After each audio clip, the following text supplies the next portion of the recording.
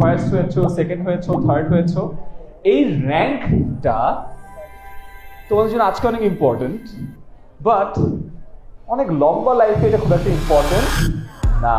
তোমাদের যে ভাইয়ারা ছিল না, আপনারা ছিল না, তোমরা কি জানো ওরা ক্লাস 8, 9, 10-এ কি র্যাঙ্ক করেছিল? জানো না, ম্যাটারও করে না। করে না। তোমাদের লাইফ যখন আরো বড় হবে তখন এই র্যাঙ্কটা অতটা ম্যাটার করবে না, বাট যেটা ম্যাটার করবে সেটা হলো একটা সিস্টেম। সিস্টেমটা কি? সিস্টেমটা এখানে দেয়া আছে, ওখানে লেখা আছে, খেয়াল করছো? Thoughts, believe, action, habit, result.